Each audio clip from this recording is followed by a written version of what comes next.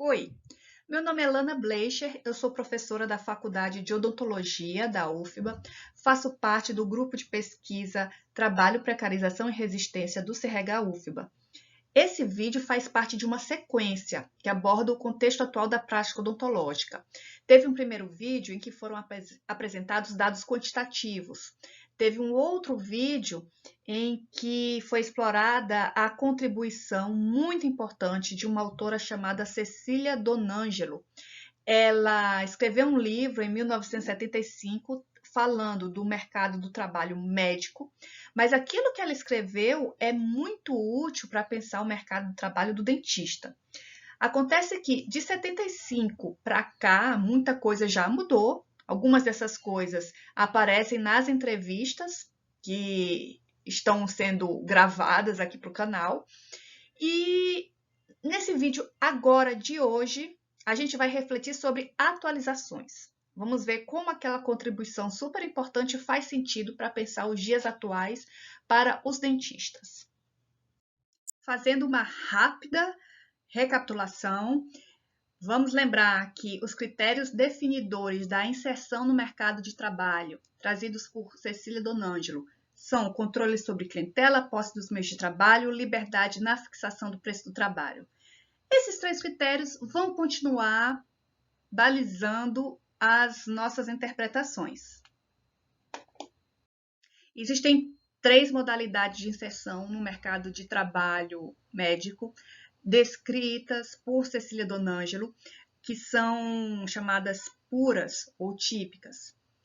O autônomo típico, o assalariado e o proprietário. Se vocês estiverem esquecendo alguma coisa, voltem e assistam outro vídeo. Agora, a gente vai ver outras modalidades que ou são atípicas, ou são combinações, ou são atualizações. Esse canal eu comecei em 2016, o primeiro vídeo é explicando a capa do livro. Essa capa aqui, ó. Se vocês forem lá, no comecinho do canal vai encontrar eu explicando por que eu escolhi uma ilustração que mostra uma combinação de cores e elas vão se transformando. Vou deixar o link caso vocês queiram assistir esse vídeo.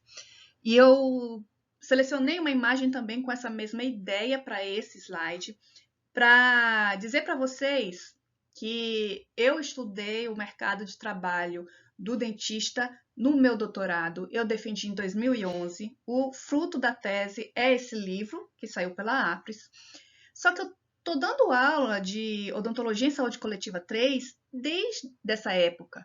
Então, meu objeto de estudo muda o tempo todo. Essa é a sensação que eu tenho. Tentar compreender e descrever um fenômeno que muda aos meus olhos. Então, parte do que eu vou falar aqui é fruto desse exercício de atualização que é construído em diálogo com as minhas colegas. Vamos falar da forma autônoma? Na época de Heloísa Paixão, por exemplo, finalzinho dos anos 70, ela encontrava uma quantidade muito significativa de dentistas que exerciam apenas a forma autônoma.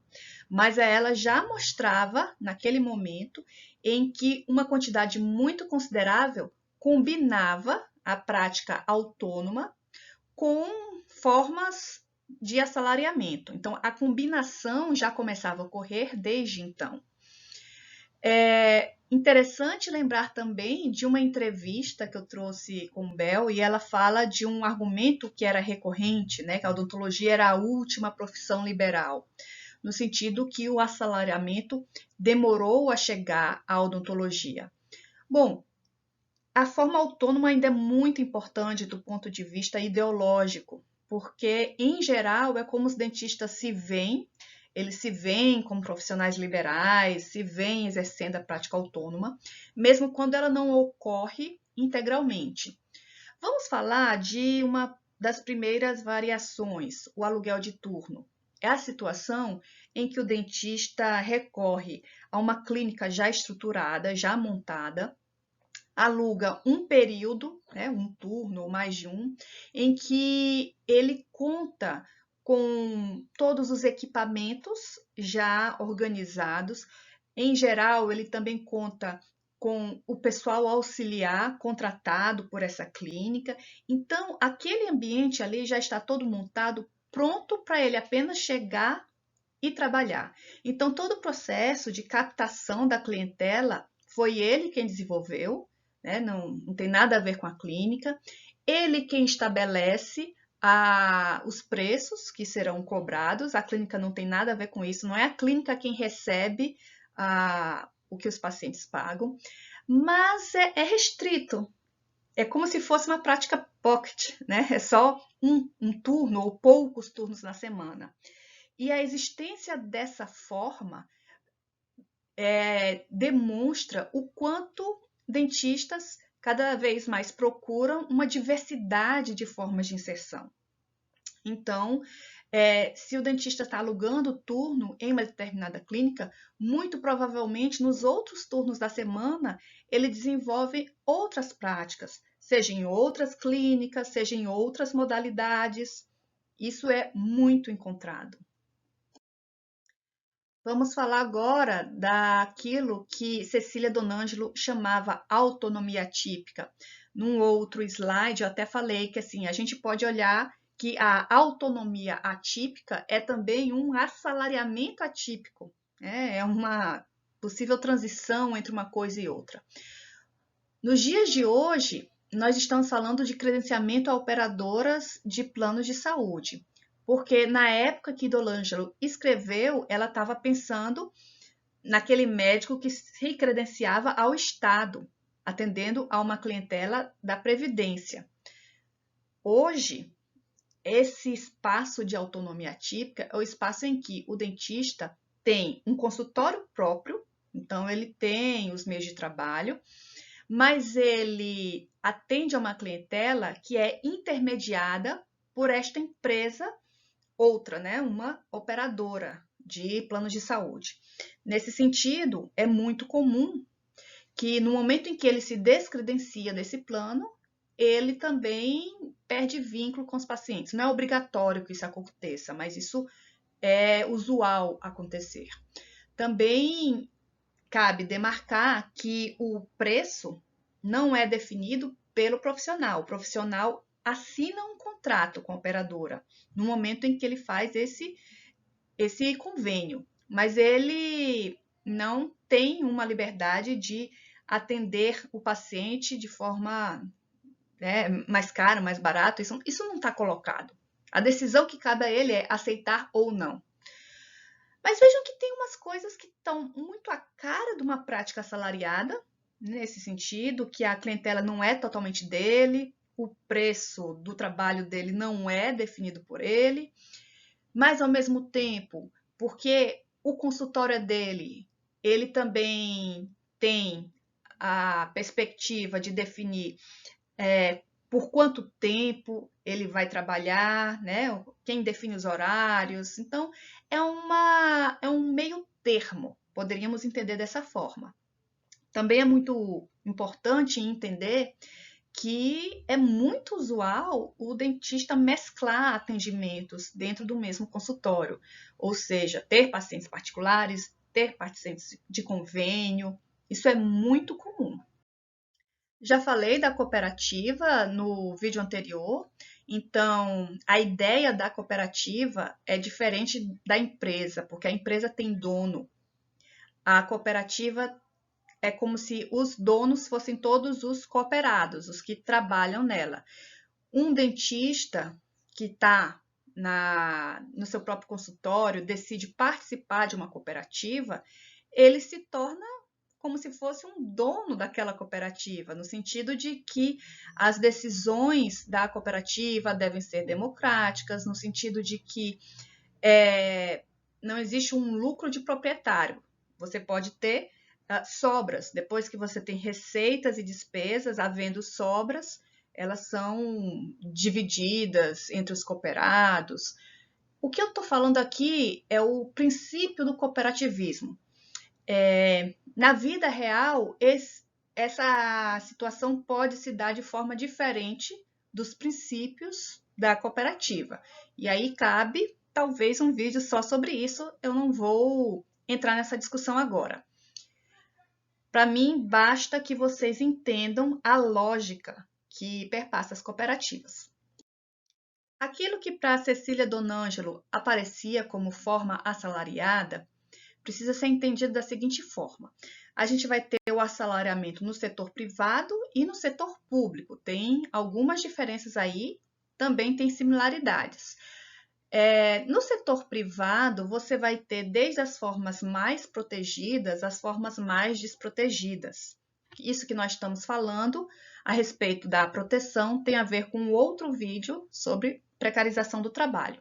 Vocês podem assistir esse outro vídeo.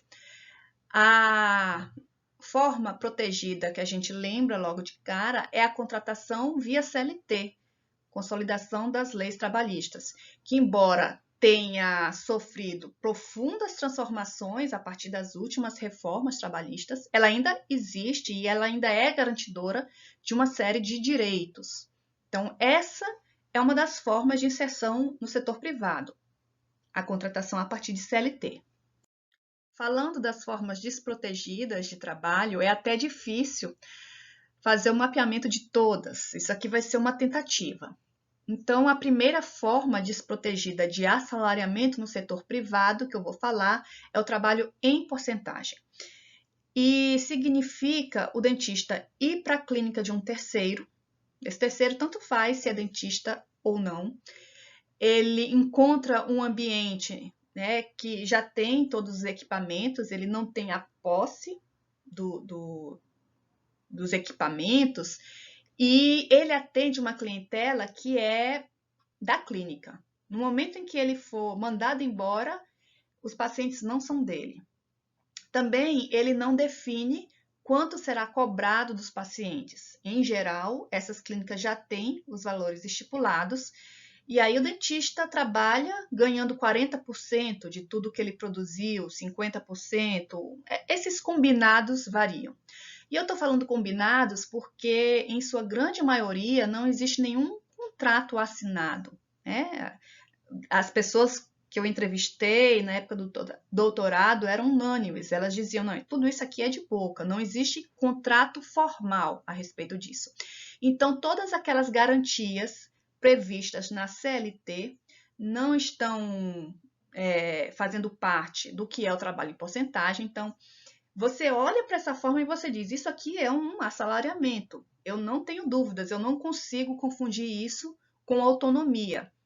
Claramente, o dentista está vendendo sua força de trabalho para um terceiro. Mas a forma como se dá é uma forma profundamente precarizada. Uma outra modalidade de assalariamento que nós estamos entendendo como uma forma desprotegida é a contratação como pessoa jurídica, PJ. Então, é por isso que tem o nome pejotização. Não é exclusividade de dentistas, vocês encontram isso em outras categorias profissionais também. E o dentista tem a obrigatoriedade de constituir uma pessoa jurídica, de tornar-se uma empresa para poder trabalhar numa clínica, numa empresa de saúde. Vejam, ele vai depois estar nessa clínica trabalhando tal qual um assalariado, recebendo ordens, tendo, né, aqueles 3 critérios sem ser atendidos, os 3 critérios de Donângelo, nenhum ele tem, porque ele não tem a posse dos meios de trabalho, porque ele não controla a clientela, porque ele não estabelece o valor do trabalho dele. Ele é tal e qual um assalariado. Só que, por formalmente ele se apresentar como se fosse uma empresa que tem uma relação comercial com uma outra empresa, a empresa tomadora de serviços, ele é alijado de todos os direitos que caracterizam o assalariamento com vínculo empregatício. Então, é por isso que a gente está entendendo como uma forma desprotegida. O trabalhador pejotizado tem muito mais dificuldade de acessar benefícios, como férias remuneradas, como 13º salário, como licença maternidade, entre outras tantas condições. Muitas vezes isso é negado ao trabalhador pejotizado.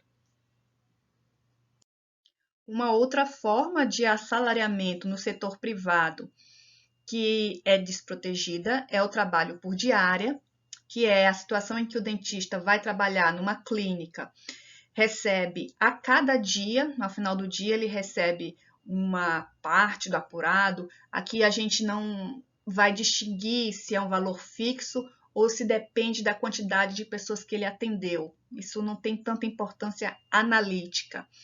O que nos importa olhar para essa modalidade é a profunda desproteção, porque os contratos são contratos verbais, são acordos, não existe nenhuma garantia e não existe o atendimento a nenhum dos benefícios que caracterizam o assalariamento típico protegido pela CLT. O assalariamento no setor público também tem formas protegidas e desprotegidas. Nas formas protegidas, nós vamos encontrar o vínculo estatutário. É aquela situação em que o dentista presta concurso público e depois se torna um trabalhador vinculado a uma lei específica, um estatuto do servidor. Se for no âmbito federal, é o regime jurídico único, mas os estados e os municípios também têm seus próprios estatutos e são garantidores de direitos. Uma outra forma também protegida é a contratação pela consolidação das leis trabalhistas, e isso é uma situação prevista em lei. A Constituição Federal permite que isso seja efetuado. Há uma diversidade grande de formas desprotegidas de assalariamento no setor privado. Eu trouxe algumas, é possível que outras tenham ficado de fora. Então, uma das formas desprotegidas é a partir dos contratos temporários. Na Bahia, nós temos o REDA. Então, é aquela situação em que o trabalhador passa por algum processo formal de seleção, algumas vezes, e tem um vínculo que não tem uma previsão indeterminada. Ele sabe que aquilo ali vai durar somente 6 meses, 1 ano, depende aí do edital. Em geral, ele está muito aquém do servidor estatutário, porque as condições de carreira são diferentes, a remuneração é diferente. Então, essa é a primeira forma que eu queria destacar. Uma outra forma também desprotegida são as terceirizações. Elas ocorrem tanto terceirizações a partir de empresas privadas, terceirizações a partir de organizações sociais, fundações. Então, seria necessário um vídeo só para falar sobre isso. É algo muito presente na área da saúde, a terceirização, e geralmente causa aos trabalhadores também uma perda de determinadas garantias. É um vínculo muito diferente do estatutário. Em muitas situações existe rotatividade nos postos de trabalho, então é uma modalidade que merece ser destacada. Uma outra forma é a prestação de serviços. Então, apesar daquele trabalhador de saúde, aquele dentista, ficar cotidianamente no serviço, todos os dias, todas as semanas, está lá prestando um trabalho não eventual, a forma da contratação dele acaba sendo como se ele fosse um prestador de serviço. E as garantias, os direitos trabalhistas não estão previstos nessa forma. Também encontramos, muitas vezes, contratos de boca. E aí, nenhuma dessas formalizações estão previstas. A pessoa simplesmente vai trabalhar, recebe, não assina papel algum. Então, aí o grau de desproteção é muito grande. Então, existem também relatos dessa forma de inserção no setor público. Há também uma modalidade que é a das licitações. Acho que todo mundo aqui conhece um pouco do que é a licitação no setor público. Então, existe uma empresa fornecedora de um bem, de um serviço, concorre num edital de licitação com outras empresas. Aquela que tiver o menor preço, atendidas determinadas características do produto, vai ganhar a licitação. Então, pense isso para um trabalhador. A prefeitura abre um edital, uma vaga de trabalho, diversos trabalhadores se inscrevem naquele edital e aquele que apresentar a proposta de menor preço ganha a licitação, que na verdade é a vaga para trabalhar. Então, isso também tem sido relatado, nós encontramos presente em algumas situações também. O proprietário, que era descrito em 1975 por Cecília Donangelo, em geral, era um médico dono de uma clínica que contratava outros médicos, um médico dono de um hospital. E o que eu quero chamar a atenção é que, a partir desse período, você tem o surgimento de grandes proprietários. Ainda existem os pequenos proprietários, né? No caso da odontologia, você ainda tem dentistas donos de clínicas, dentistas, né? Isso ocorre ainda, mas tem novidades surgindo, né, no cenário. Então, você tem grandes empresas odontológicas. Um exemplo de uma empresa que não existe mais, mas merece ser estudada pela forma como ela aconteceu, era uma cadeia de clínicas odontológicas especializadas em implantes, chamada Imbra. Em outro momento da disciplina, eu vou voltar a esse exemplo. Mais de 20 clínicas, né? Então, ela foi vendida para uma outra empresa numa negociação de milhões. É esse tamanho que nós estamos falando. Outro tipo de proprietário que a gente fala são as empresas operadoras de planos de saúde, a odontologia suplementar. Então, tem uma diferença muito grande aí, porque nesse setor odontologia suplementar, existe uma normatização que é colocada pela ANS, e a gente vai ter um vídeo só para falar sobre isso. Mas o que eu quero chamar a atenção é, quando surge a ANS no ano 2000, você ainda tinha empresas pequenas em grande quantidade. Você ainda tinha pequenas operadoras de planos odontológicos. Mas esse setor se desenvolveu muito e também sofreu um processo de concentração muito grande. Então, você hoje, as maiores empresas na odontologia suplementar têm suas ações negociadas na Bolsa de Valores. Algumas delas, inclusive, operam em outros países. Então, é um tipo de proprietário qualitativamente diferente daquele proprietário descrito por Cecília Donangelo. Bom, gente, eu termino esse vídeo aqui para ele não ficar grande demais. É legal que vocês peguem o capítulo do livro para estudar, tá certo? Essas modalidades são descritas em maior profundidade e estarem atentos porque vocês estão de frente a um fenômeno que muda, né? Ao longo do tempo vai mudando, vai assumindo outras características. Não sei, de repente, se esse vídeo vai ser assistido daqui a 10 anos e muita coisa pode ter mudado. Então, é legal pensar o referencial teórico como uma lente para enxergar a realidade, mas a realidade ela não é fixa, né? A realidade está lá se transformando o tempo todo. E é até interessante também pensar o referencial teórico, botar em observação até que ponto ele nos ajuda a explicar a realidade. Portanto, este vídeo termina aqui. Tchau!